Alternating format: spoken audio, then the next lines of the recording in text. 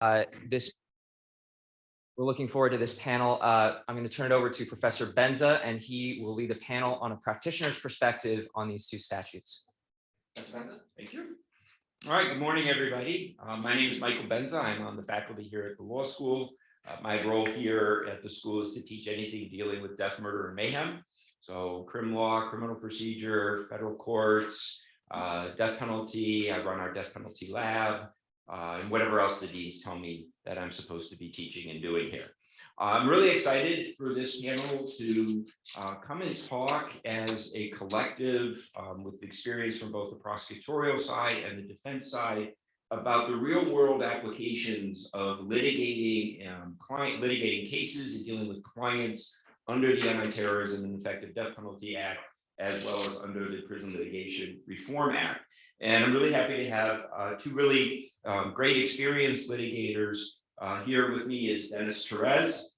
Dennis is on our adjunct faculty here at the law school. He teaches in the areas of criminal trial tactics and trial procedure issues, but he is most famous or infamous, depending on your point of view, is serving as the federal public defender for the Northern District of Ohio, and then at one point actually becoming the federal public defender for the Southern District. So he wore two hats at the same time. I had no idea how he managed to accomplish that.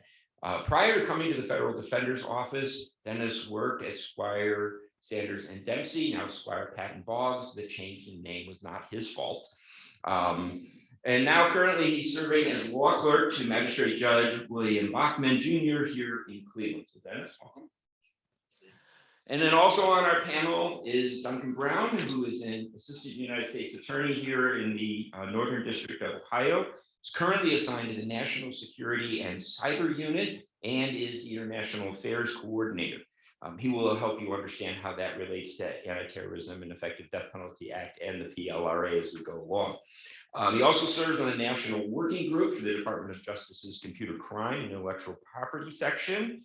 As the Assistant United States Attorney, he has successfully prosecuted the Romanian cyber criminals who built a world of over $40 million. He was also the lead prosecutor, I believe, in the Route 82 Macedonia Bridge attempted bombing case, and litigated that when a group of men plotted to blow up the bridge down in the National Forest or the National Park.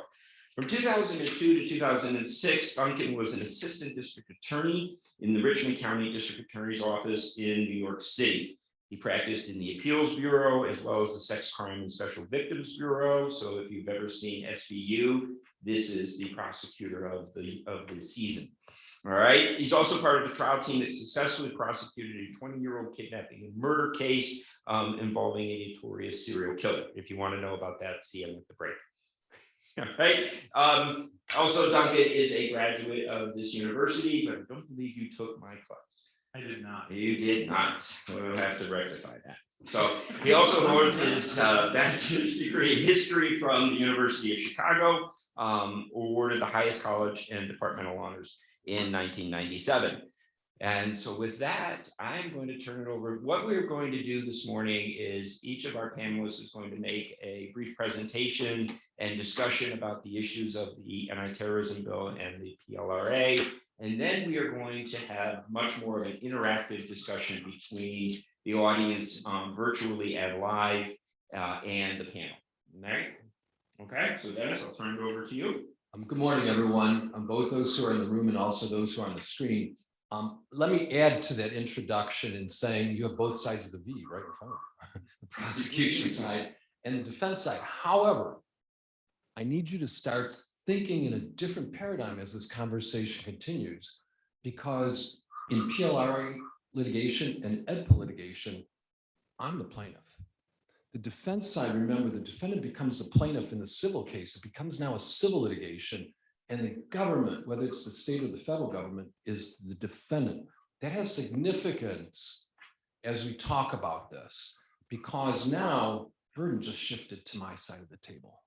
And that's pretty big if you were into persuasion, burdens of proof. But more importantly, practically, that means the world. So I'm going to start out with our slides here. And if they could share we have a couple of concepts that we want to share with you all as we go along this morning, and then we're going to get into some discussion about them as examples, real life examples. So we're going to take this a little bit out of theory and move to the more practical. Our audience is very eclectic. We have federal judges on both levels, district and appellate court.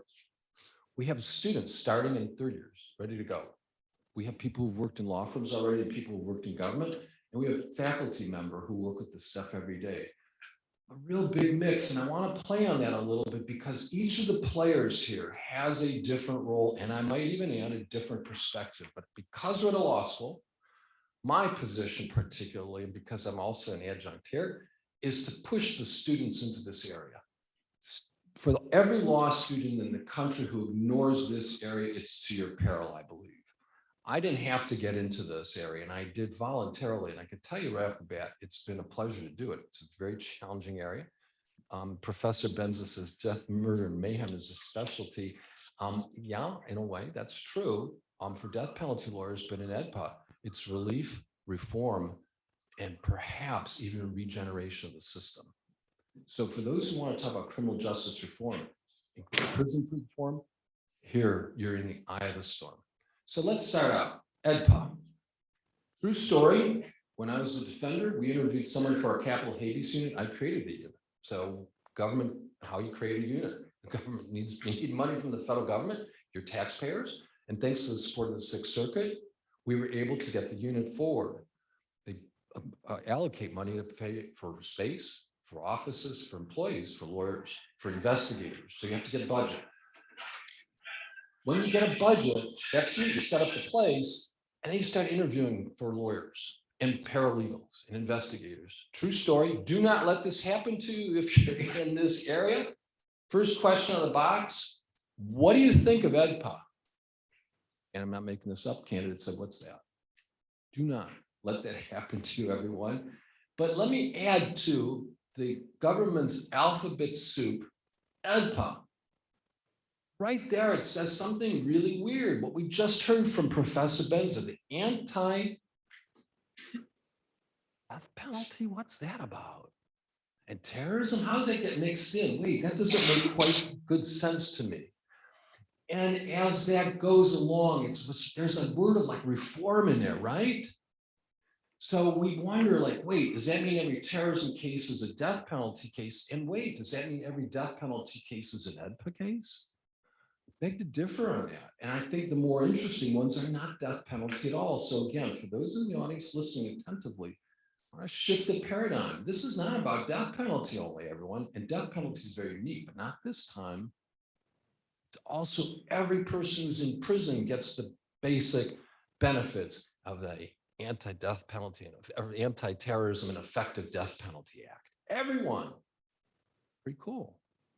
Especially if you're into prison reform. I say that cool, kind of light, loosely. Hey, that's for the guy who's in the gallows in it for 1 year and thinks there's something wrong with the prison system or their sentence. They get the relief of this long acronym, Anti-Death Penalty, Anti-Terrorism and Effective Death Penalty Act. They're not a death penalty case and they're not a terrorist. We're not accused of that. So bear in mind, beneath this is a huge area. So bottom line, first bullet, way too complicated. Why? Because everyone who litigates in Edpa as plaintiff starts out, unless you're in the death penalty area, without a lawyer. So we're going to have a few examples of Edpa's language. I dare you to understand it at the first read. I dare you. Read them out loud. I have done that many a time, literally out loud. What the heck was Congress trying to get at? So imagine today if Edpa went through Congress. Imagine the mishmash that you get if you had congressional members on the House and the side, both parties in middle of the road, discussing death penalty, terrorism, and prison reform. You get a mishmash. That's what we got. Way too complicated. So the second bullet, keep this in mind. It's an umbrella for a vast number of remedies. Everything from, and I could speak from experience because I've seen it come through now as a law clerk to magistrate, judge in Northern District of Ohio here. Everything from you served me contaminated food to the judge who was sentenced me was completely wrong on a constitutional basis, and the Supreme Court said so. Change. Everything from I didn't get enough toilet paper. There's not enough toilet paper in our cells to the Supreme Court's wrong. Pretty big. So it's a big and proud everyone. Third, complexity has resulted in way too much of a drain on resources. For the judges in the room, this is not a slight at all on the judiciary, please understand. And for every law clerk, this is not a slight on you. And what I say, by the way, is a disclaimer. I don't speak on behalf of the Northern District of Ohio at all, or my judge. This is personal. And from experience, every law clerk gets zapped with habeas cases. Everyone. Court of Appeals, District Court. I haven't got head nods in the room, everyone, for those on the screen. The head nods address a reality. Habeas cases, we have an example, are huge. I have an example in these slides of a record of a state case they want the judge to read. And guess who gets to read it first off? The law clerk. It's 2,200 pages long. Now, guess what? Clerkships are usually about a year, maybe 2. Judges don't have time to read 2,200 pages for one case when they got 5 new cases that week alone. Guess what happens? Gets pushed aside, law clerk gets it. But the year passes, right? They go on to other things that here, you take it. Now into year 2 and year 3 and year 4. So the complexity has resulted in a drain of resources because we're not handling these things very particularly well.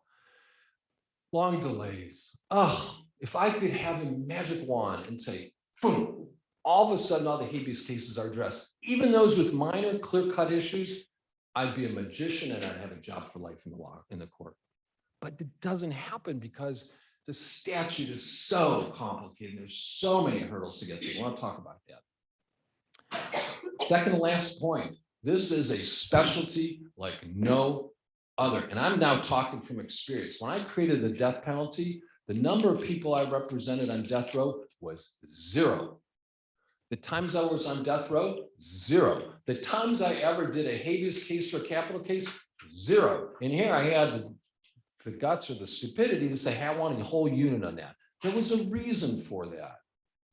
We as the defender office needed, and in this district needed the resources of the federal government to help represent these people. Because this is a specialty like the one I always referred to. If we were all in med school down the road in the campus, and this is a class in cardiology, you'd be nuts if you were set to say you're a neurosurgeon. You'd be nuts. And we all know that. That's how different capital and non-capital post-conviction work is. It is that unique of a specialty. So bear that in mind. And yet we expect judges to both know cardiology and neurology. It's crazy. We also, by the way, expect lawyers who get appointed these cases to know that along the long lines of dermatology, if you will. It would never happen in med school. It happens in law all the time, every day across the country. The last bullet point is the one I want to focus on, students. Pay attention, everyone.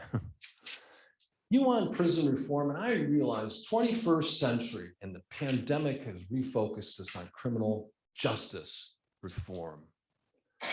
Take point, the last bullet to heart. There are people right now sitting in state and federal prisons who need your help.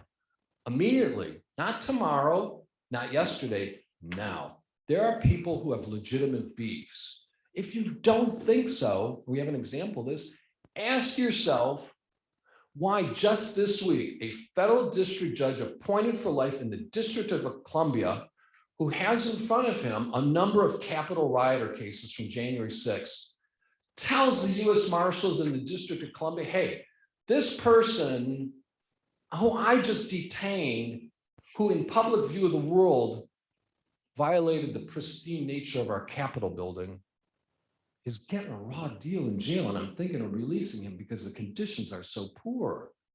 Think of what that judge must have been thinking, but flip it around. Think of what prompted that judge to say to one of the Patriot boys, you know, you got a point. As much as I might dislike this case, in your case particularly, and you and your philosophy, I'm thinking of letting you go because the prison reform is needed that badly. So bear in mind point number the last bullet point there, especially the students. The area needs your help.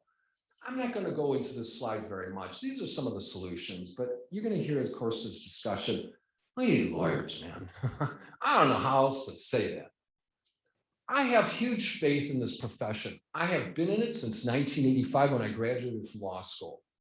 This is an amazingly, let me repeat this for students who are already getting disgruntled, who might be 2 L's, 1 L's, or 3 L's, thinking, God, I don't know if I got into the right profession. This is an amazingly large umbrella.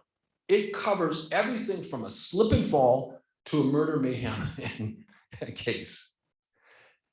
If you don't like the part of the umbrella you're in, change, but don't leave the umbrella. We need your help. We need your smarts. We need your talent. Edpa doesn't give lawyers for free, usually. Most of the people in front of who appear in front of my judge go unrepresented throughout the case. Unless you're a capital case where you're guaranteed 2 lawyers, how is that I could get life and not have what a guy who got death gets? Offender? No. I have to ask for it. I'll show you the restrictions. How often have we granted appellate, or excuse me, how often have we granted appointed counsel to a habeas case that's not capital? Count them. I've been in this job since September 2019. One time have we appointed counsel for someone who was not on a death case. I was law clerk from 1985 to 86 to the chief judge. Guess how many times we appointed then? 0. Now that's all prior to all this stuff, but still, none of these people have lawyers. So remember that for the law students, you want a rich area where you're needed. Reform how lawyers get appointed for capital cases and non-capital cases in post-conviction world. PLRA, and then I'm going to turn to let Duncan take over. Problems with the Prison Litigation Reform Act. I'm going to sound a bit like a broken record. PLRA is a lot shorter, but I ask you, and we have an example, we have the slide up here, you're going to be able to read the statute that allows for attorney reimbursement. I might sound like a penny pincher, like, I don't want to pay. No, because I'm going to flip it.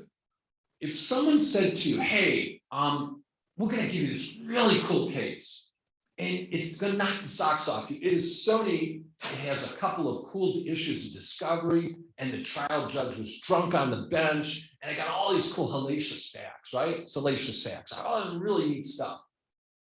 It's going to take you a long time, maybe like 9, 10 months. It might go into over a year, but you're cool with that. Oh yeah, no problem with that.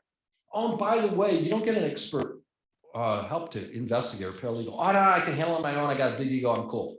Oh, forgot to mention one thing. We're not going to pay you. I've tried to twist arms of lawyers to take on cases pro bono because the federal district court has a pro bono case. You don't get paid, you get some expenses, that's it. It is like telling someone, I'm going to give you a root canal without anesthesia. They have big hearts, these people. One person put it perfectly well. I got one case, that's all I have time for. I approached a legal clinic and said, if we took on that case, it would take us over 2 years, and we can't because we would cycle students through it. And it would absorb every resource we have. How is that fair? And yet Congress decided to use paragraphs to how explain lawyers get reimbursed.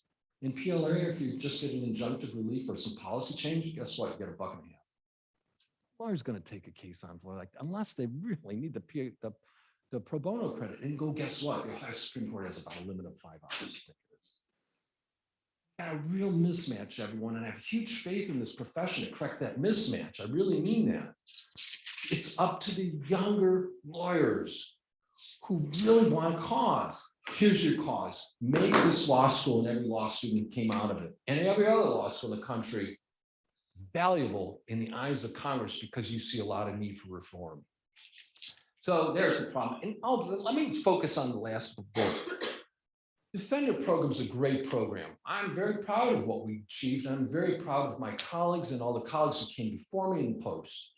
It's about $1 billion. Taxpayers spent about $1 billion on 2 things: the federal defender program across the country, and all the appointed lawyers who get other civil cases or other criminal cases, excuse me, not post-conviction cases, because they still need lawyers for those because they're conflicted out. So $1 billion, it's really well worth it. The cost, the return versus the cost, pittance. I worked the numbers once. It's incredibly good investment for the government to do this program. Yeah. Defender offices do not get prison reform cases.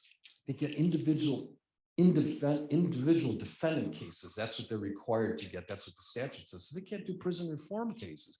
There's great wealth of knowledge and expertise. And you think, God, go just give it to the defender office.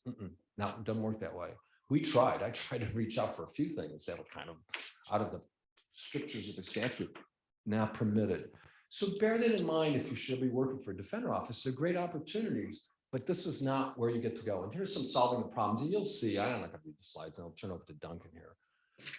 Two things I want to highlight. We got to reform how we reimburse lawyers in this statute. You reform that one little aspect, and I promise you, lawyers' creativity will reform the system. I say promise boldly because I've seen it play out. You'd be interested to see some of the creativity of lawyers whose backs are totally against the wall. When he or she appears in front of that screen in that courtroom, man, they do get the job done. It doesn't mean everyone does. Don't get me wrong. But 90%, 95% really put their heart in the work. And they're getting paid sometimes very little on appointed cases. Right now, the going rate is $155 an hour, but it's subject to getting cut. You submit vouchers at the end of the case, you get paid at the end. Put the work in, some of the judges, we'll put too much work in there. We'll cut it. The bottom line is it's a great opportunity because you get paid.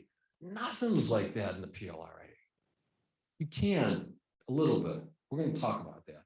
But I just want to highlight, again, for the young lawyers and law students, you want criminal justice reform, you're going home for the holidays and get cocktail discussion. Hey, what do you think about this case? Everyone's asking about, what do you think about this case going on in Washington? Tell them, I'm interested, I've been intrigued. I found out that there's an entire world that needs reform and I could do it as a lawyer with the JD after my name. It should be an enticement to everyone. I really do mean that. So those are my thoughts. We've got some examples. I'm going to turn it over to the other side. But remember, when Duncan talks, like two hats, everyone. Normally in his day job, he's the prosecutor who appears in front of the judge I work with. But part of the work of his office is to be the defense as well in these prison litigation reform cases in Edpa. So he takes on a different cap as well. So what was true for me, defendant now plaintiff, is true for Duncan, plaintiff now defendant. Duncan? Thank you very much. And I got to say, Dennis, in your analogy, you're the neurosurgeon. I'm like a chiropractor, maybe in a van.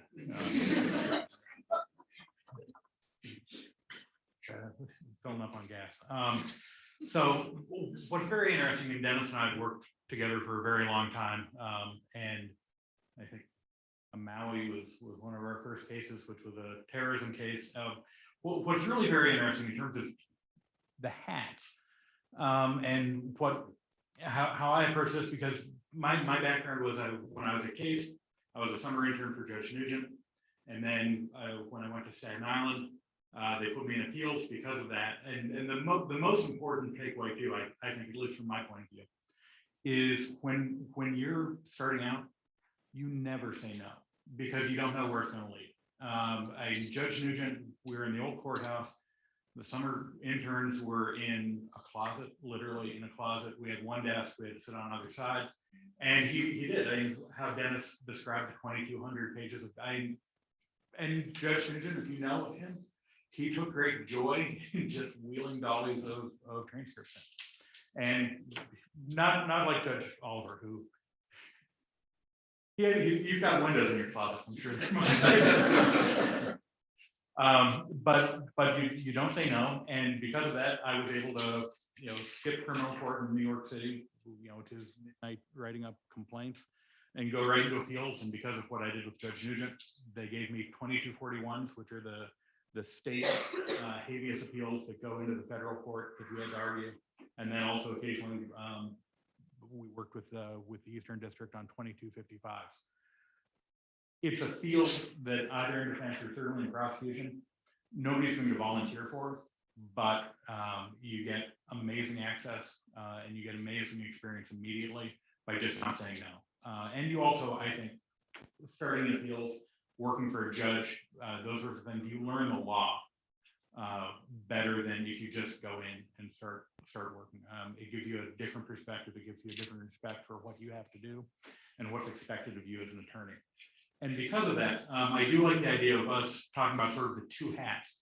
But what my perspective is, maybe it's because of the background, but when I'm defending a 2255, when I approach that, it's not, I'm making sure I keep my conviction, because the nature of the 2255, that's much more of a direct appeal attitude, frankly. But with the 2255, it is about the process, because one of the confusions and one of the hurdles and one of the reasons why we need defense attorneys working on these matters is because the 2255, or it goes triple for the 2241, is about the procedure first and foremost. I mean, before you even get to the merits, there are exhaustion and just how you plead your complaint. It is a real term of art. I mean, and it does come from the death penalty world. The phrase is always death is different. And because of that, AEDPA is very, very different. And I will pronounce it AEDPA because as a Fed, I do love the acronyms. I have to give each letter its due. But it's different. And the idea of protecting the process and protecting the record is what my duty is. It's not to change the record. It's not to justify the record. It's to make sure that process and that record is correct. And you know, Dennis and I were talking beforehand. Dennis and I talk a lot, but we were talking beforehand about this. This is, I think this is the razor's edge of where constitutional law really is practically applied. It's where I think when we're talking about criminal justice reform, this is the starting point. AEDPA is the starting point because it is allowing you to look at the process holistically and how did the Constitution get applied correctly or incorrectly, and if incorrectly, how do we remedy that? Because that is another problem. AEDPA takes 1.5 million years to get through the system, even with exhaustion, even with sort of procedural defaults. So, and again, triple it if you're doing a state, now you're looking at a transcript that is 10 years old, 15 years old. And then when you get to the merits, because of the length of time that's passed, there are not only legal nuances, but there are very severe factual nuances that you can't just dismiss because it didn't count 360 days from the denial of the cert in the Supreme Court. So this really is the place where you can look at the system and look at the process and really see how it works. I mean, in defending the 2255s, when they come to me, I'm defending the warden, right? I mean, it's Eric, whoever, I forget the guy who was always getting them. You know, I don't have that relationship. What I normally do is, or not normally, but on occasion, I'll talk to the defense attorneys. Sometimes they have to file affidavits. I mean, so it is very much looking at the process, which is exciting because that is where, like Dennis said, the real reform can happen when you're looking at backwards. How did we get here? So with that, I don't want to ramble on. I could ramble on, but I don't because this is a terrifying class, by the way. I mean, if I was a professor, terrifying students, circuit court judges, district court judges, con law professors. So I'll stop, but I do, as we proceed, I would welcome questions in the middle. You can always interrupt me, and I'd rather get a question while it's fresh in your head than wait till the end. And it allows us to keep our masks off. And ditto for the people on the screen. See where you raise your hand. Feel free to please, because the questions are more important than what we have to add. So we will open up for the floor and the virtual world for a discussion point. Just a sort of point of information, you'll hear certain terms, 2254, 2255. The impact of the anti-terrorism bill is a little different between those. 2254 petitions are state inmates challenging in federal court the constitutionality of their state court conviction or sentence, whereas 2255 is federal prisoners challenging through a post-conviction mechanism the same issues, but there is a different impact of the anti-terrorism bill depending on which jurisdiction issued the conviction and the sentence, depending on how the defendant is challenging. So I'll kick things off. One of the questions in terms of the anti-terrorism bill is what has been the biggest impact in your litigation of these cases since the passage of the anti-terrorism bill? And that good or bad impact, how has that changed how you approach the litigation? Really, I mean, first of all, I've gotten very good at counting days, because no matter what you do, and I think Dennis, you have a slide on this. I mean, in Staten Island, in the federal system, it's all, you know, the exhaustion is geared towards calendar day, so you got to be really good about that. But seriously, what it does is it really makes you think about the record. It makes you think about what you're doing leading up to trial, how you're interacting with defense attorneys, how you're handling discovery, how you're handling and presenting the case both pre-trial and at trial. Because, and my father's a judge and he's drilled it into me, the most important thing in a trial is preserving the record and presenting a good record.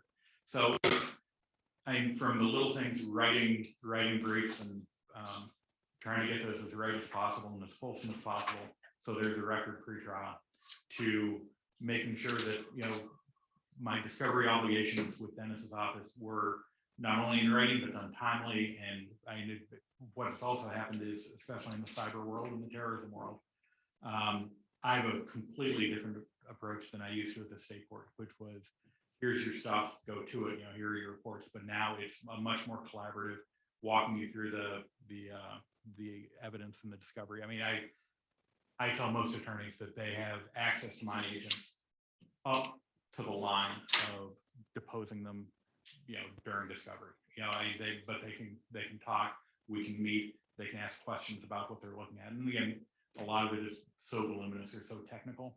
If I didn't do that, it would be, even with all the resources, it would be patently unfair. And if that's unfair, then the entire proceeding is unfair. So it really has changed me in terms of knowing that the specter of a 2255 review 5 years down the road, 6 years down the road, by a pro se person who is not going to have the technical abilities, or by a pro se person who is now hearing about, you know, and when I started, DNA was relatively new, mRNA was brand new. I mean, it was nobody knew the difference between the two.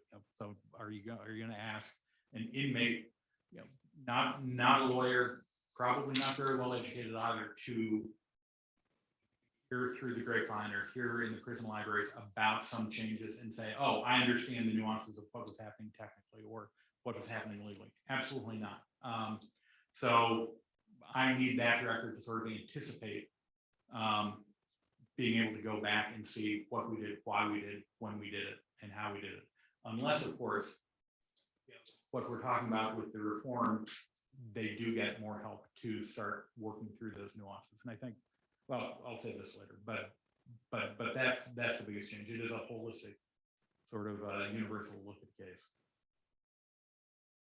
We could share the slides. There's a slide I'll illustrate what Duncan said here. With a slide, so you all want to see, and let the, if you could set up that, there you go. So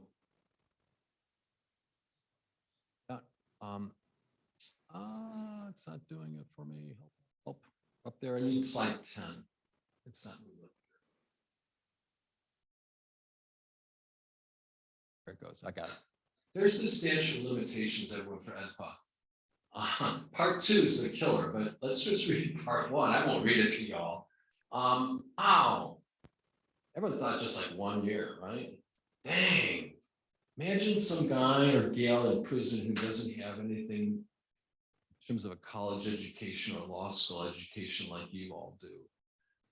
And imagine someone trying to read that who can barely read. Guess who they rely on? The prison guards and fellow inmates. There's always a jailhouse lawyer, always. So those are their sources. So true case, I'm going to now get to a real actual case here and talks with what Duncan's saying. Part 2 is the killer. D2, I won't read it again. You can read it up on the screen slide. Wow, that's a mess. I would love to be able to show hands how many people really understand what that means. Case law says this: start your clock, stop your clock, start your clock, stop your clock. Here's an actual exhibit, an addendum to a judicial opinion that's now out there. Get the case number from the blue line up top. It's an actual Excel spreadsheet with formulas and all, just to make sure that the calculation of 365 days wasn't wrong. Because guess what? 366 days and you're out of luck. Some give and take, but not much, everyone. So you can see this fellow from the slide is out by 7 months or so. At the very end, it says that. It's a problem. But the fact that a lawyer and a judge needed to go to Excel to ensure themselves that they were right. Plaintiff was unrepresented and never got a lawyer in this case, by the way. Their reliance was a kite. So for those who are familiar, kites, prison request from the prisoner. It usually goes to some administrator in the prison. Kite response, you got 1 year. That was the response. It's a quote. You got 1 year. The guy writes back to the prison guard, is it starting running? He goes, yeah, it's been running. Well, that's real helpful. That's really, really helpful. He writes to the clerk too late for his form. There's a nice form for habeas cases that you can get from the federal court and you get online. But if you don't know when the clock is running, it's kind of out of luck. Well, I just got to do it now. Well, that might be good for most, but not so good for someone who might not be that diligent. We want to encourage diligence. Obviously, there's a good reason for statute of limitations. You want the case to go crazy long, but imagine this guy was diligent. He talked to the guard a couple times, and the guard gave him some books, and he thought the 1 year began to run at the very last time he filed something and got a response from the state. And guess what? He was years off. It started running, as you can see. The yellow lines are the times when it was told. The statute stopped. So in this guy's case, start, stop, start, stop. He had no clue that happened. I really don't think so. He might have, but it didn't sound. Here's a petition, by the way, everyone. Here's a good illustration. Here's what we're talking about. They're handwritten. Here's the form. It's too small to read, probably. This fellow's case is a live case, kind of interesting. I won't comment on it other than to say what its basics is. It's a food tray contamination case. And it's a kind of interesting case at the very end. He kind of asks here, I want to get out immediately. Let's see the last word. I want to get sprung right now because I can't stand this place. It's bad. It's killing me and my fellow inmates. We're all getting sick. Oh, and by the way, says slide won't move again. There we go. Sorry, everyone. It says, I want to get sprung right away. Oh, by the way, the Ohio Department of Rehabilitation Corrections fined the supplier, the third party, because the food contamination was so bad in the past at other Ohio prisons.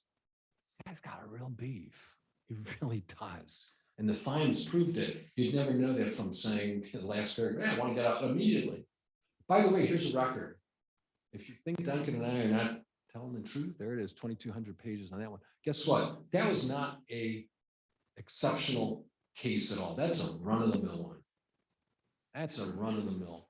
Imagine you're a federal district judge or a court of appeals judge, and you only got one law clerk to rely on. You can't split it between two people for crying out loud. They got other cases to work on. Imagine reading a 2,200-page book. That'd be even tough, but this is not a book. It's handwritten notes. This is court notes. You got to follow the history. Sometimes the history's wrong. Got to put it together. It's tough. So I wanted to put that as an illustration. And so I would add one thing to Duncan. Professor Benza's question is right on point. How does it affect you? Wow, you start reading statutes really carefully. And you realize the words don't mean what they say. So here's our statute of limitations. If it would go back, let me go back one more. There it is. That part D2, volumes of case law on what it means to have a quote, properly filed brief. I mean, we could all debate that number, and guess what? Congress never did. So the courts are left with that one. So read the statutes carefully. There's two other aspects of how it's affected me specifically. How do you explain this to a client? Remember, this is your client if you're the defense lawyer. I'm not this guy's client, our lawyer, by the way, but how, if you were his lawyer, would you possibly explain that he was 7 months off? And he's going to say, wait a minute, the prison guard told me I had a whole year. And he told me that in January, true. And I filed in October, November, true. 12 months. December, not true. How do you explain to him that that's how the statute really functions? Clients also are death row inmates. I did this test for students, perhaps unfairly, when I would give a criminal pretrial practice course. You know, I'm going to use a tough analogy and take to heart. No one knows the right answer. No, it's one thing you go to law school and you say goodbye to your family, friends. Yeah, I'll be seeing you on the holidays, you know, split in August, September. You come back, you've done it 30 years. You're going to graduate in a couple months. You can say, yeah, see you around. Hope to see you around. Yeah, we're going to get reunions, Facebook, whatever. What do you say to a client who's lost all their appeals? You go visit them on Monday, and Thursday, you know they will be executed unless the Supreme Court intervenes. What do you say as your final word? It seems almost trite to say, have a good day. Say goodbye. What do you say to that client? So the second thing I pose as an answer to Professor Benza's question, man, everyone, it really challenges your lawyer-client relationship, amazingly so. The third thing, it makes you realize that some prison guards have a big heart. I know that sounds really strange when we're talking about prison reform, and I just illustrated by way of a federal judge being outraged at how bad the DC prisons were in jails. There were guards who recognized that they were working under very difficult conditions. There's a guy right now in Youngstown, he deserves every bit of praise. He works the monitor for the Zoom. He bends over backwards to make sure someone gets to see their lawyer. It's amazing. Everyone knows him. It's the guy deserves a halo. There were a couple guys on death row who let us sneak in. I shouldn't say this too long. Let us sneak in cameras because why? The inmate who's going to be executed wanted a picture of his daughter with him holding, hugging, and they can because they get in-person contacts of death row right before they get executed.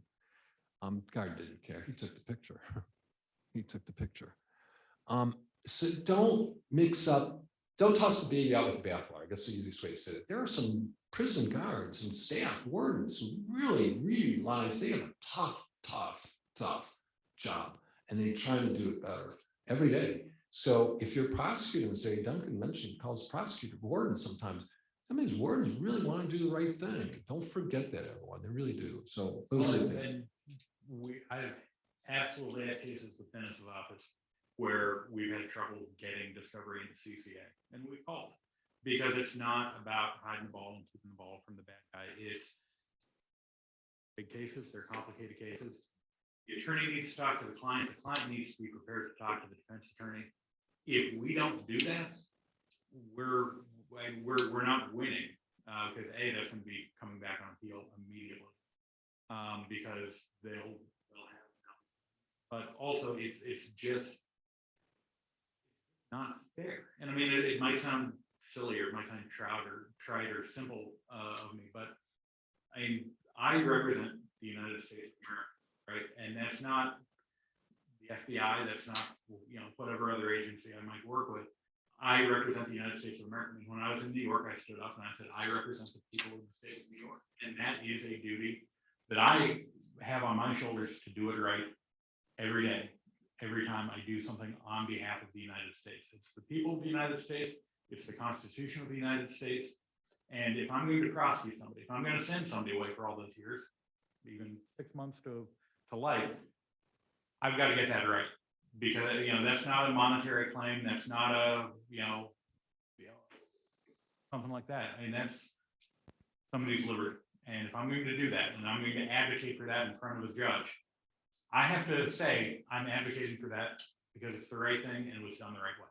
And if I can't say that because I want to, play around with, can a laptop get into CC? I think we were loading files on an iPod because it was easier to view. I mean, it's the duty that we have. So it's not, and the courtroom is adversarial and it's a great system. I know the courtroom has to be an adversarial proceeding, no doubt about that. But the professional work we do is not adversarial because we're working towards the same thing. It's from a different perspective, but it's protecting the process, protecting the access to the process that everybody has to make sure that the next person has the same access and the same protections under that system each and every time. Any questions? Ben? Stop the share, by the way, on the screen. So this is an online question from Vicky Wernick. The question is, what about equitable tolling and how that impacts the SOL, especially for pro se litigants? So the issue of the statute of limitations, the SOL, is a 1-year statute of limitations. As Dennis pointed out, it has multiple ways in which it starts, multiple ways in which you can stop it. Actually, I teach a prisoner's rights class on occasion, and one of the first exercises is I give the students the form from the Northern District of Ohio with the Ohio case, and they have to actually fill out the form. And if I have a class of 25, I usually end up with about 32 different statute of limitation calculations. So how does equitable tolling play into that issue in both from the government side? Do you join in issues of equitable tolling? How do you decide whether to join or oppose a request for equitable tolling? And then from the defense side, what are your arguments for tolling? Okay, so I had an equitable tolling issue once, and I can't remember if it was Staten Island or here, where the guy had kept all 2,200 pages of his transcript in a duffel bag, and he started getting moved around from prison to prison. And the movement from prison to prison usually is equitably tolled. So you had to go and recreate prison transfer records, which are spotty at best, but they kept losing his bag. So on one hand, all of the case law says, baggage is baggage, whatever, but that had all of his documents. So he couldn't, in that period of time, actually make a claim. So how I approach it is twofold. One, it's an issue where if you sort of let everything just go, you respond to everything and you hew as close to the case law as possible, because it's not going to be my decision. It's going to be the judge's decision. So I see it as I set forth what the law is, I set forth what my calculations are, and where I see where it falls. I also, though, don't rely on, and this is something I learned very young in New York, you don't rely on equitable tolling. You don't rely on the statute of limitations as your response. And if you're doing so, you're not really responding properly. So you set forth the argument, you set forth the sort of the case law interpretation, but you always address everything on the merits. So so you always say, and assuming the statute of limitations hasn't run and there is equitable tolling, because equitable tolling from our point of view is going to be something that's very fact specific. So there are no go-bys. I've never seen a good go-by in a 2255 because you have to recreate everything each and every time, and that's part of the reason. My perspective is you just do the sort of the dispassionate calculation, and then you go on to the merits. So the judge can decide the procedural equitable role or equitable merits, and then still left with the ability, or she's still left with the ability to review the merits of the case. Pretty Wernicke's question is a very tough one to answer, in part because of what Professor Benza just said, and also what Duncan Brown just said. At the end of the day, let's assume 1 year's run. the plaintiff can say, you know, there's this equitable tolling. It's kind of a last ditch, by the way. So how did we respond when we were representing folks in this regard? The lawyers in the room and the law students in the room have one thing hugely in common. I would bet dollars to donuts that you all put in some point in your law school application, I'm a creative thinker, I'm a creative writer, I'm creative. If there were ever a point where creativity were needed, here it is. Equitable tolling is what it sounds like. And courts have decided, well, we're not in the statute, by the way. We don't know what it sounds like, but we know that there must be such egregious cases out there that it would be really unfair for that SOL, the statute of limitations, to run in this poor person. How about the pandemic, everyone, when they shut down Ohio's prison libraries and couldn't move? What do you think? Equitable tolling? But you say, oh, sure. Someone misses their time between March 2020 and now. Learn that the prison system had built in an arrangement where in your lockdown cell you can ask for a book, and the book that the guy asks for, of course, guess what? Habeas law, and the law book gets to him. Oh, and by the way, the guard says, you know, you're not getting the second book that you wanted for because we accused you of stealing it. We found it in another inmate cell and you weren't supposed to share it. How about that one? I don't know. Equitable tolling. So think creatively. For those lawyers who put that on the application, law students who think, yeah, I'm a creative writer, find creative ways to work this. Judges do. It's not in the statute. You won't find equitable tolling in Edpa. So figure it out. Put those creative juices to work and find ways that make sense. Duncan said fact specific. Darn right. Pandemic. Wow. Huge set of facts, mostly unsuccessful, I might add, but still valuable. How about true story. I'm schizophrenic. I missed my meds and I was in lockup when the statute ran. Equitable? I don't know. What about the 9 months before the lockup? I don't know the answer to those questions, but I could assure you that the creative lawyer took advantage of those facts. But remember, most plaintiffs at that point especially are uncounseled. That means they're relying on the jailhouse lawyers, the prison guards. So that's where I come out of that one, Mike. This is a question from an anonymous attendee, and the question is, do you see a difference in application of the EDPA for capital and non-capital cases? I'll start out with that one real quickly. If we could share screens, I want to share one thing with you. And I'm going to quickly flip to us. If you could set up this slideshow and all. So, slide 9.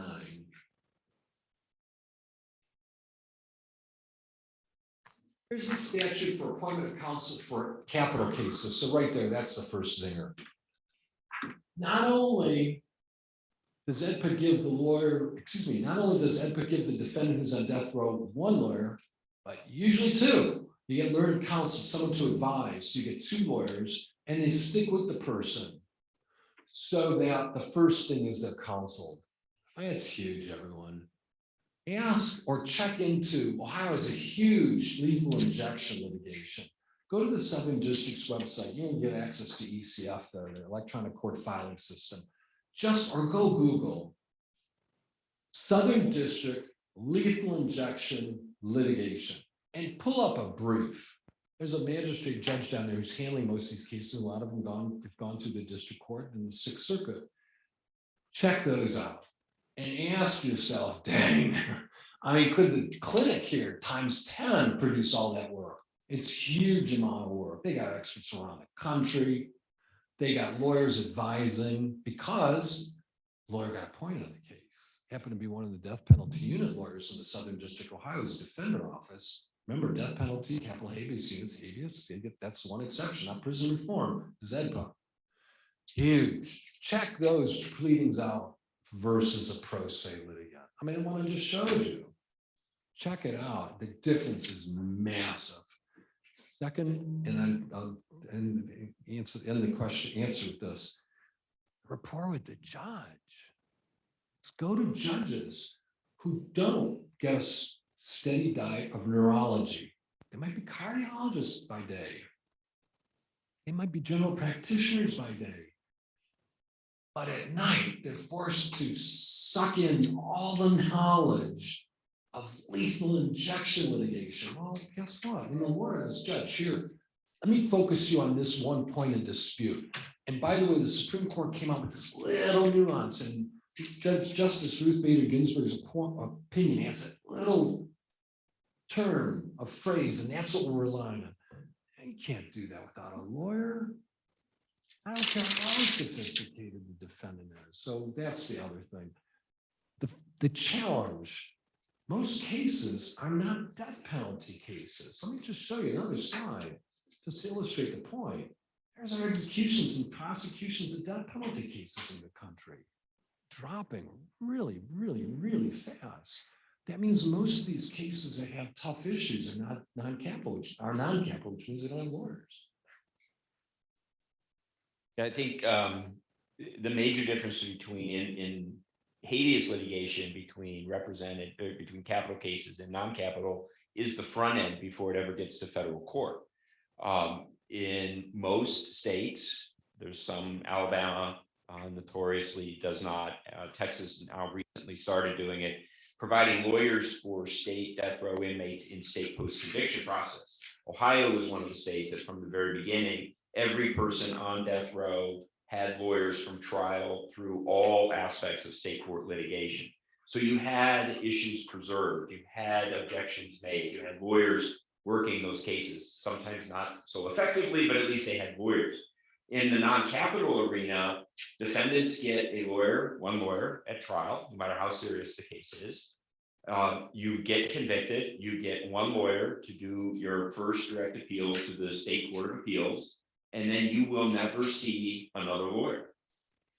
So when it gets to federal court, there is usually already fatal flaws in the entire process that will bar the inmate, no matter how meritorious the claims may be, from ever getting to a merits decision. Inmates have lost their statute of limitations because for some unknown reason, some lawyers will not send their client the opinion from the state court of appeals saying you lose.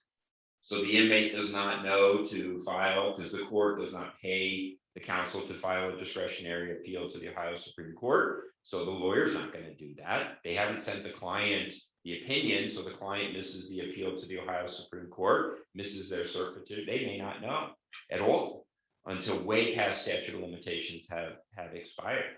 I occasionally will get a call from the appointment clerk asking if I would take a non-capital case, and because I like to keep the clerks happy, I occasionally say yes. And he'll tell me this case has got these problems. It's like, well, there's nothing I can do. It's a straight statute of limitations problem. There's no defense to the statute of limitations because he's clearly blown it. So I call the clerk back and say, I can't in good faith take this appeal. I think that's the major difference between non-capital and capital is the access to pre-habeas counsel to make sure habeas counsel has even a hope of doing anything. That's huge. I would agree. My experience has been in New York State. They will farm out parts of habeas and death appeals to the various. So I had a death penalty appeal from Buffalo, I think, and it was I only had 2 or 3 very narrow issues about jury selection. You know, there were other prosecutors working on other parts, and they were focused.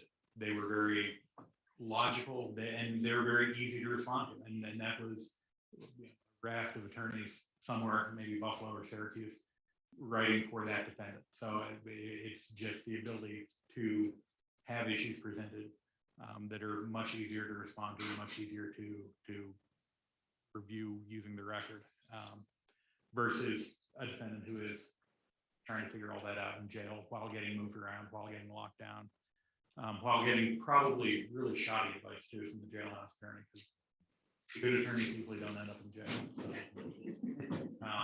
So it really is night and day, which is why involving counsel more is important. So you really start identifying what the real issues are and how to address them in an appropriate manner.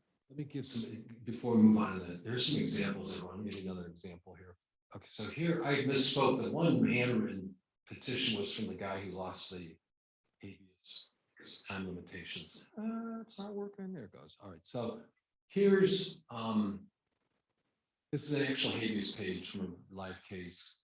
This is the food case. This is where the tray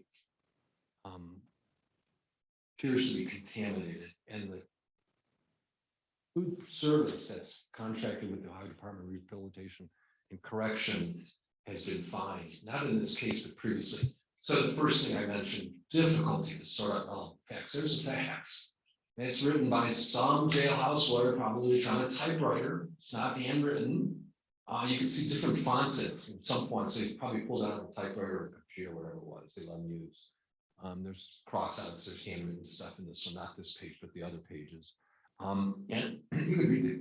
There it is. And you could read it. You can't make out really kind of what he's saying. You kind of get the feel, but in that morass of facts is something really legitimate, that people were getting sick from contaminated trays and someone didn't do their job.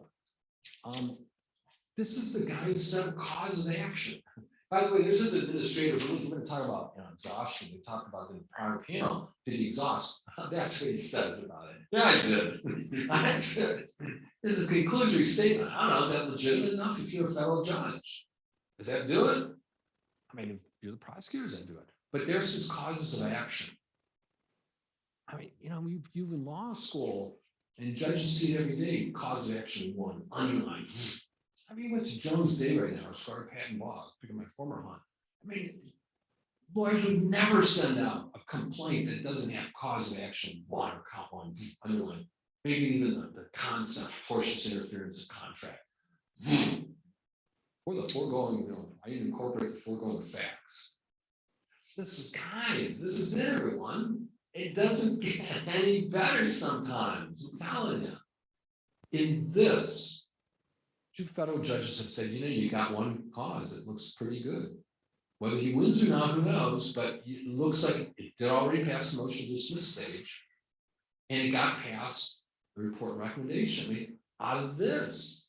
So to Duncan's point, and to Professor Benza's point, this is the pre-habeas stuff that Professor Benza just talked about. Can you imagine a lawyer writing this instead?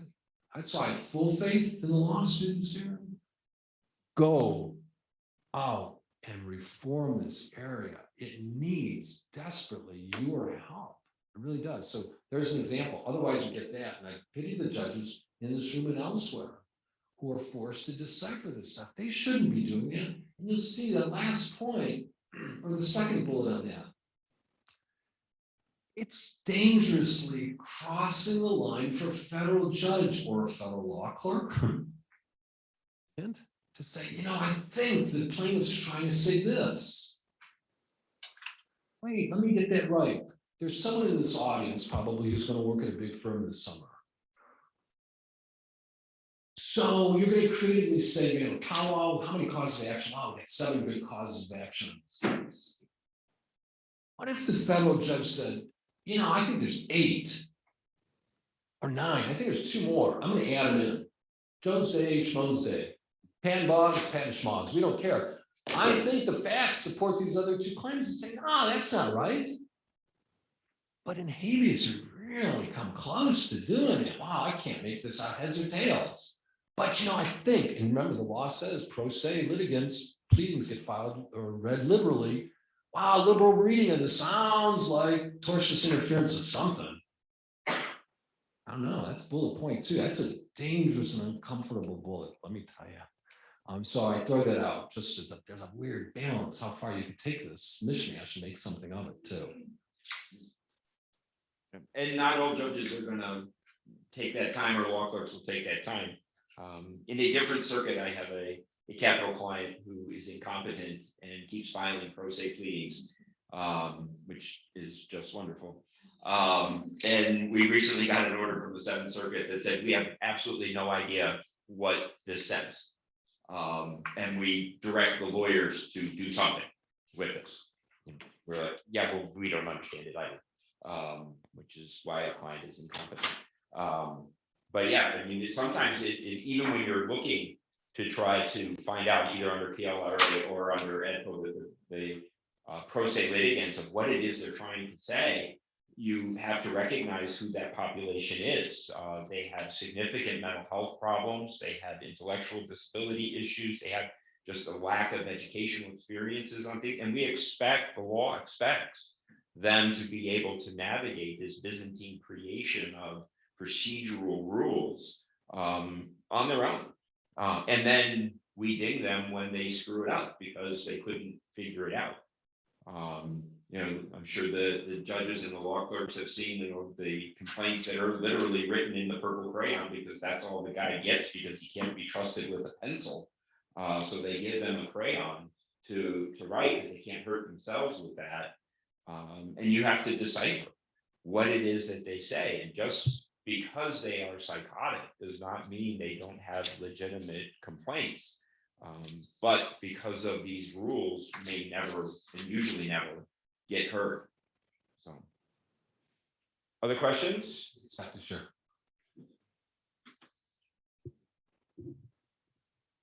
So I have first a comment and then a question both posed by Brenda Lakella. The comment would be, so there is no misunderstanding. Ohio's lethal injection litigation is under section 1983, not the EDPA. And the question is, was the bad food case an EDPA case? That doesn't go to the validity of the conviction. Wouldn't that actually be a condition of confinement case? But it's a PLRA case. It's a PLRA. And they actually had issues. His was not the only case with that. The international conglomerate that does the food service is also the international conglomerate that does food service for a lot of other places. They were notoriously bad in actively poisoning people. The food trays were coming with live maggots. They were not cleaning them. There was, I understand one of the pro se litigants actually filed, when he sent his things, actually sent an envelope full of the maggots that he collected from his food tray to the court. I imagine the clerk was not very happy to receive that. But those were all PLRA cases, and a huge number of them were dismissed at the gatekeeping part of PLRA because they had not exhausted. And there was not, in many of those cases, the inmates did not know of how to file for the emergency exception under PLRA to skip over the gatekeeping exhaustion requirements. So they weren't even getting to a response from the government. They were being dismissed at the initial review screening process of these cases. And then it got better because this was Mr. Young's case. His was after DRC had gotten involved because DRC finally came to the awareness that this was actually happening. It was not just crazy inmates complaining. And they started the process of terminating Aramark's contract because things were so bad. And yet the guys were still being dinged in federal court, even when you had DRC outside of the litigation acknowledging that there were significant problems in the food systems. Now, could I just, in defense of gatekeeping, because it does serve a purpose. I mean, because it does separate the, I'm not going to call them crazy inmates, but they're my clients, I can't. But the inmates who are just raising claims, serious claims, and I've had the 88 claims, actions for release or causes of action, and all of them are baseless. But they go through the system, and they have to go through the system, and they have to go through the review, and we have to respond to all 80 of them because that's the process, and the process is right, and the procedure in the system demands that. But that takes away from tray, which is inartfully pled or inadequately pled, and maybe is worthy of some equitable tolling because of things. So again, the idea of the reform is not to throw out the gatekeeping functions or the statute of limitation requirements. It's how do you keep some of those efficiencies, because you just absolutely have to have them, or the court system will be drowned in everything. But make sure that they're not being used dismissively or just presumptively without a real analysis. And I think that's where, and brought up the COVID stuff. That took 6 or 8 months of figuring out just all the pleadings and all the nuances in pleadings before we're really comfortable. I know in my office, having, set arguments where we can understand things, because not only did you have underlying medical conditions that some were valid, some were, they just didn't like fail. There were then also just it was an evolution of understanding what COVID was and how the responses to COVID can be provided in a custodial setting. So there does have to be some gatekeeping, because otherwise any reform or any resources are just going to get lost in that sort of avalanche of filings that are always going to occur. And that's historically been the dilemma for both inmate litigation, 1983 inmate litigation and habeas litigation, is separating out the sort of the wheat from the chaff. Right. There are a lot of really smart jailhouse lawyers who know how to work this, and then there's a lot of them that aren't. And you have to be able to parse through those things and figure out this is a case that's got a legitimate issue. But the one thing inmates have is an incredible amount of time to sit around and think about these things, and they can do that in a well-spent way to come up with creative and thorough analysis and pleadings, but they also can use it as a way of, I don't have anything else to do, so let me file this 1983 suit. And so there's this tension in both the anti-terrorism bill and in PLRA of trying to navigate that balance between those types of cases. How do we get legitimate review for those cases that need to get legitimate review, and keep out those cases that don't? And that's a really complicated thing. And then you add to the fact that if there are people without lawyers, you've got law clerks who are overextended with all the other things that are going on. The prosecutor's offices are overextended with the other things they're going on, trying to go through that stuff. So, yeah. We could share the screen. I want to show a slide here that talks to the points both gentlemen, my left and right, said.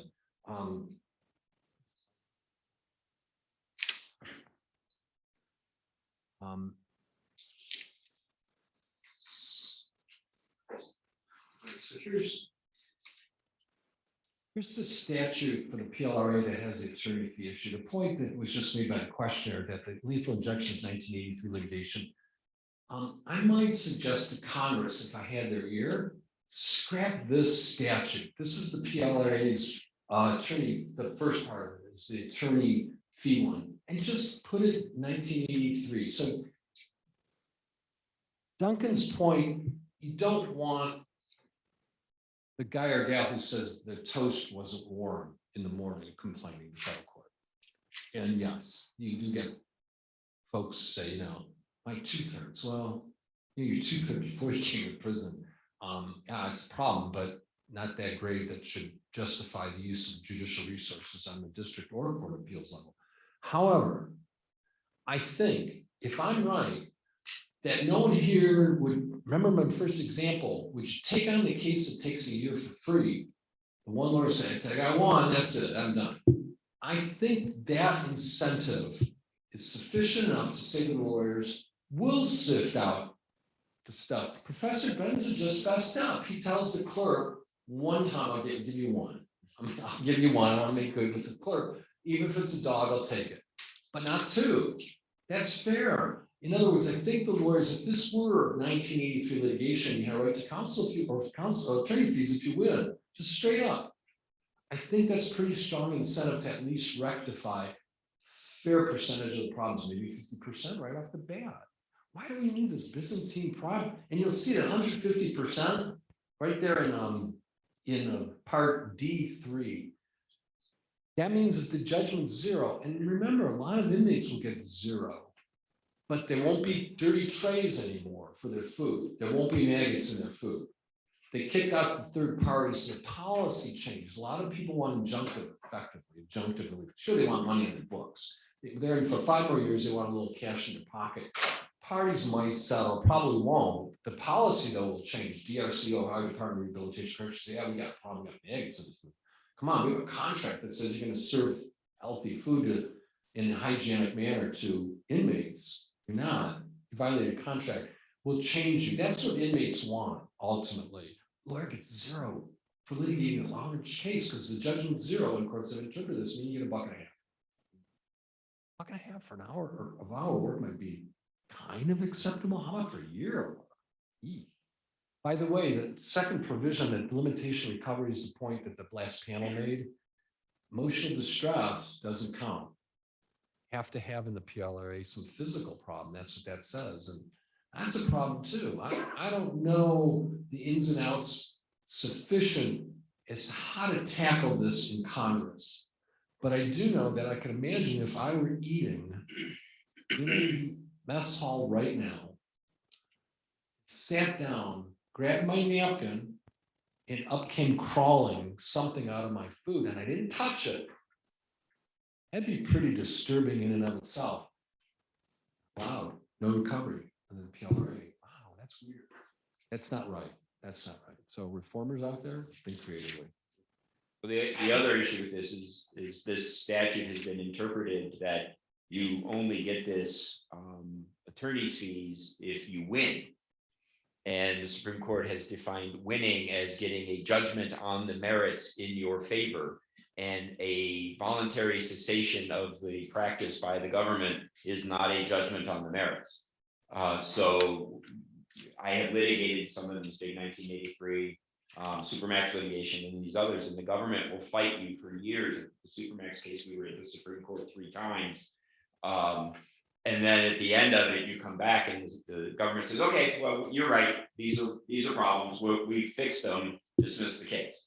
And the attorney's fees at that point get zeroed out because you didn't win. You did not get a final judgment in your favor because they agreed to fix it without the court ordering them to do it. And that's a major problem, a major disincentive for lawyers to take this, even if you have the idea that you can get fees and survive all these other things, the government will litigate it, not the federal government, I'm sure. But other governments, the state governments, will fight these things through litigation and then, say, you're right, we fixed it, case should be dismissed as moot. Boom. And then you get zero, even though you won. Could I follow up on a couple of comments that have just been made? One is the one that Professor Benza made about the voluntary cessation.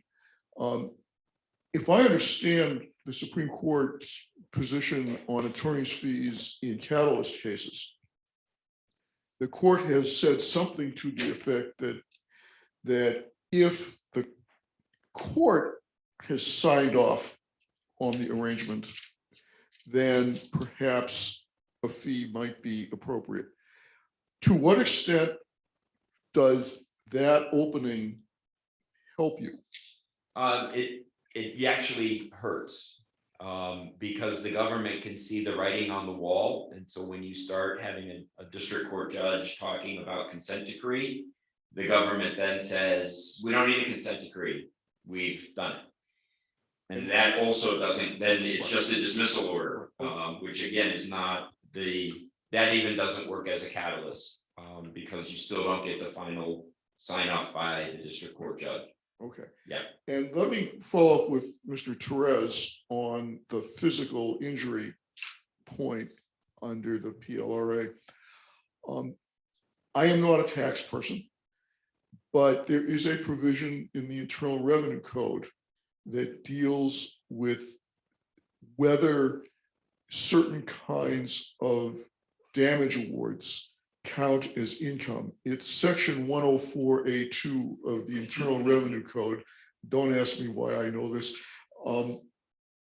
But Congress has tinkered with 104A2 on several occasions in response to various sorts of judicial rulings. And I wonder to what extent there might be some connection between the way Congress has thought about damage awards in the tax setting and the way it has thought about what might be recoverable under the PLRA. And I don't mean that we say that individual members of Congress know this, but sort of, is there some sort of institutional analogy lurking here?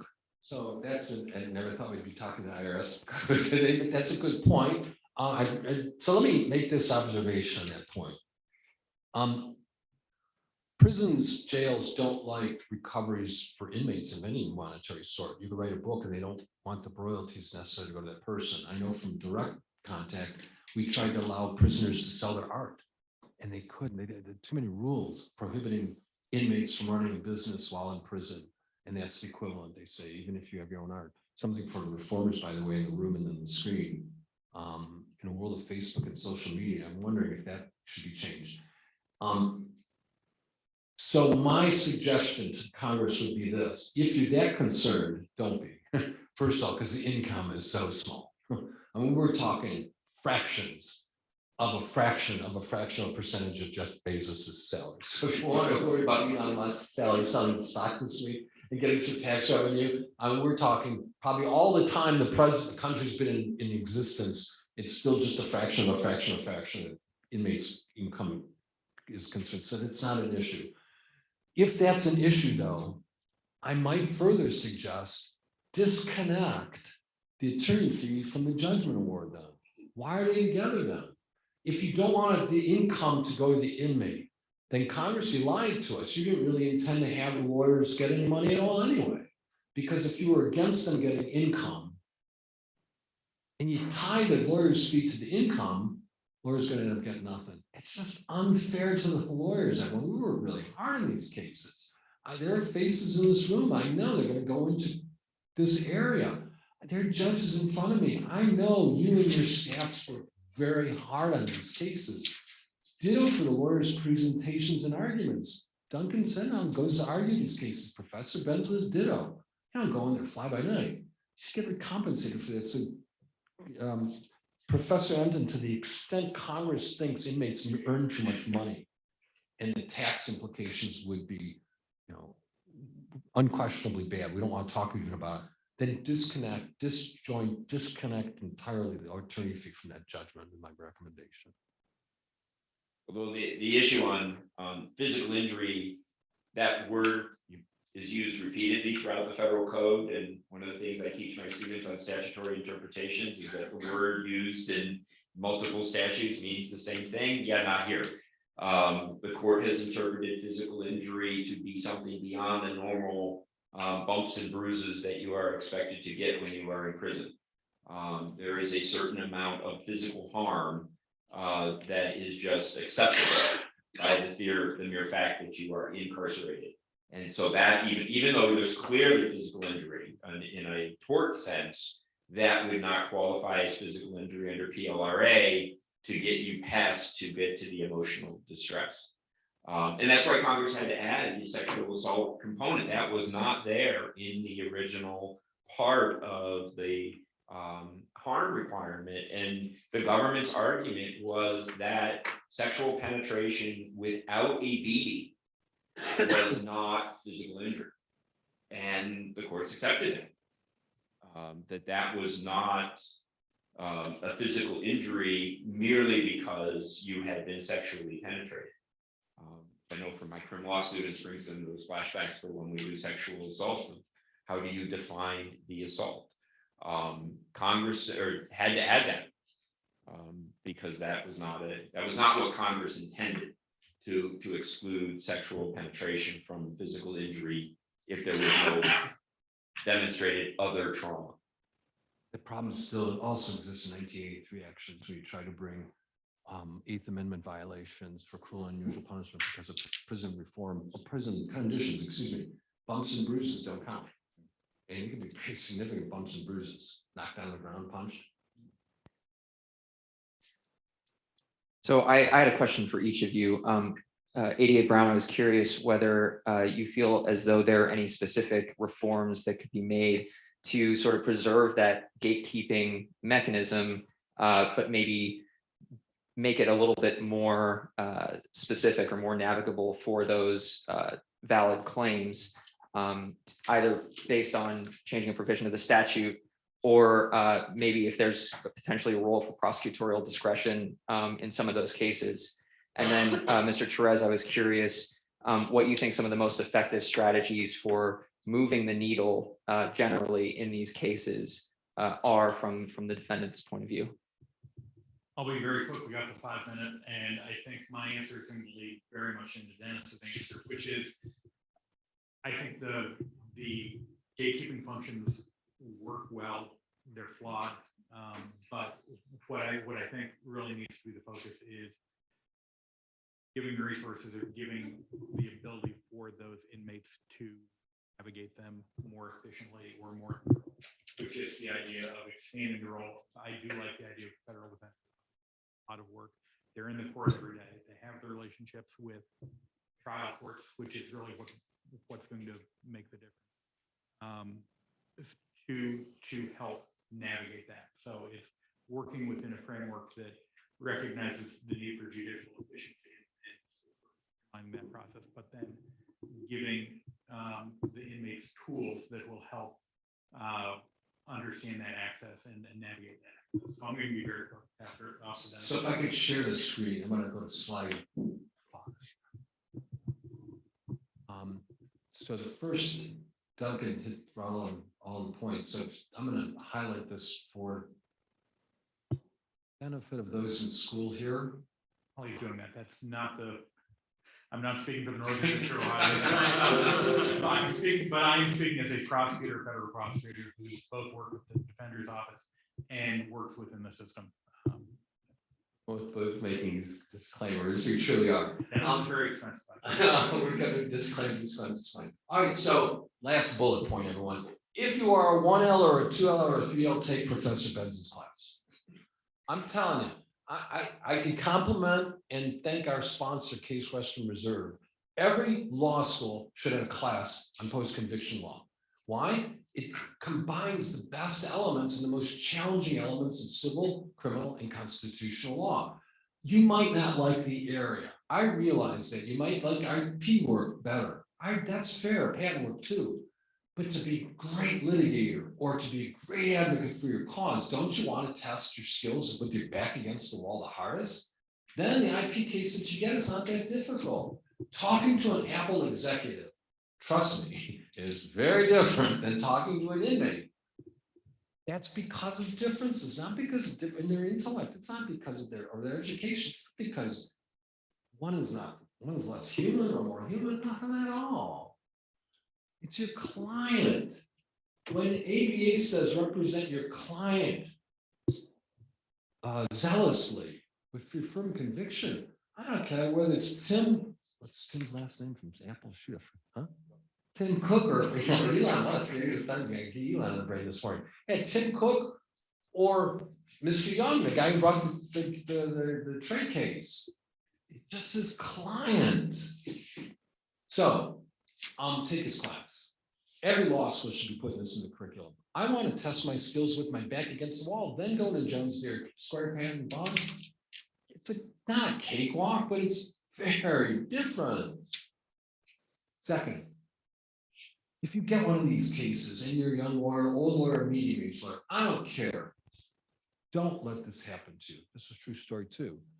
Defender sometimes gets weird roles. One of the roles was, can you help this guy out? He just accepted an appointment. I'm not representing the client, but they said, he's never done one of these cases. It was an Edpa case. And it's Edpa. Oh, and by the way, could you make arrangements to get to prison, to visit the client, state prison? Moments before we walked in, the young lawyer said, I talked to my significant other just while we were coming here. I'm going to be okay. I said, well, what do you mean? He said, well, I know prisons are dangerous and I might not come out okay. Now, I'm not going to criticize that person. Most lawyers coming out of this law school have never been inside a jail or a prison. I realize that. There was a reason I added that as a component when I taught here. One evening we go to the jail. And part of it was, you got to feel for the jail environment. Why? Because it's part of our justice system. It's not because we hope you stay out, scared straight stuff. No, it's not because we want you to learn criminal law. No, it's because what we're talking about here today is part of our justice system. Skip the criminal part. It is part of our justice system. And as lawyers, you have to understand, some of you will be judges someday. Some of you will be great litigators someday. Some of you will be great legislators someday. if you do not understand and experience firsthand, you're a primary component of our justice system, how are you seeing the justice system? But there's another reason. They're your client. If you represented Joe Biden as president or Donald Trump as former president, wouldn't you want to go to Trump Tower to talk with the guy about why his subpoena shouldn't be enforced? Of course you would. What would you say? I got to talk to him personally. I got to get his real story. All these clients are the same way. They want you to tell you their story. Go listen to them. Don't worry about the prison. The guards will keep you safe. They put you in a special room. Everyone's watching. There's cameras. You'll be fine. Because if you can't reach your client on his or her own turf at their home or the office, then you do have to meet them on their own turf, which happens to be a prison in these cases. Don't understand AEDPA or PLRA as some foreign stuff that's attaching only to the criminal justice system. It attaches to our justice system. For that reason, you should get to know it and again, take this guy's course. All right, thank you very much. We'll now take our break for lunch. I want to thank our panelists for